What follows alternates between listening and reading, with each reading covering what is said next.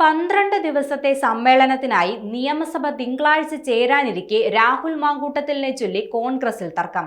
രാഷ്ട്രീയ വിഷയങ്ങൾ ഏറെയുണ്ടെങ്കിലും രാഹുലിനെതിരെ ഉയർന്ന ആരോപണങ്ങൾ ഒന്നിലധികം സ്ത്രീകളുടെ പരാതികളുമായി ബന്ധപ്പെട്ടിട്ടുള്ളതിനാൽ അതിന് എളുപ്പം തീപിടിക്കും. കോൺഗ്രസിൽ അതിനെ ചൊല്ലിയുള്ള കലഹങ്ങൾ തിരശീലയ്ക്ക് പിന്നിൽ ഉടലെടുത്തു തുടങ്ങി. കോൺഗ്രസിന്റെ പ്രാഥമിക അംഗത്വത്തിൽ നിന്ന് സസ്പെൻഡ് ചെയ്യപ്പെട്ടതിനാൽ രാഹുൽ കോൺഗ്രസ് നിയമസഭാ കക്ഷിയുടെ ഭാഗമല്ല. ഫലത്തിൽ അദ്ദേഹം കോൺഗ്രസിലില്ല.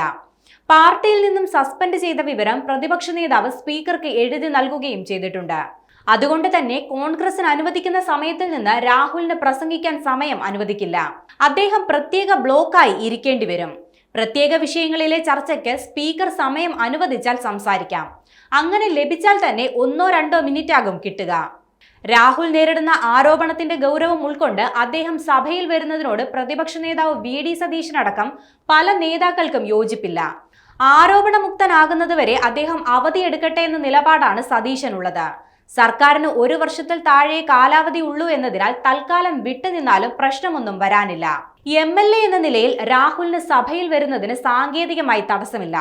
അതിനാൽ തന്നെ അദ്ദേഹം സ്വയം തീരുമാനിക്കട്ടെ എന്ന നിലപാടാണ് രമേശ് ചെന്നിത്തല അടക്കമുള്ള നേതാക്കന്മാർക്കുള്ളത്. പാർട്ടി എന്ന നിലയിൽ അദ്ദേഹത്തിന് പിന്തുണയൊന്നും നൽകേണ്ടെന്ന നിലപാടിനോട് എല്ലാവരും യോജിക്കുന്നുണ്ട്. എന്നാൽ ഭരണപക്ഷത്തു നിന്ന് രാഹുലിനെതിരെ ആക്രമണമുണ്ടാകുമ്പോൾ ലൈംഗികാതിക്രമ ആരോപണം നേരിടുന്ന ഭരണപക്ഷാംഗങ്ങൾക്കെതിരെ പ്രതിപക്ഷത്തിന് ശബ്ദമുയർത്തേണ്ടി വരും. രാഹുലിനെ കൈകാര്യം ചെയ്ത രീതിയുടെ പേരിൽ VD സതീശനെതിരെ മറ്റ് വിഭാഗങ്ങൾ സംഘടിക്കുന്നതാണ് നിലവിലുള്ള രീതി.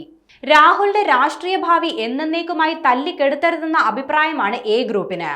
പോലീസ് അന്വേഷണം നടക്കുന്നുണ്ടെങ്കിലും നേരിട്ടുള്ള പരാതിക്കാരില്ലാത്തതിനാൽ രാഹുലിനെതിരെ കടുത്ത നടപടികളിലേക്ക് പോകാൻ കഴിഞ്ഞിട്ടില്ല. കേസ് അന്വേഷണത്തിലെ കണ്ടെത്തൽ അദ്ദേഹത്തിന്റെ രാഷ്ട്രീയ ഭാവി സംബന്ധിച്ചും നിർണായകമാകും.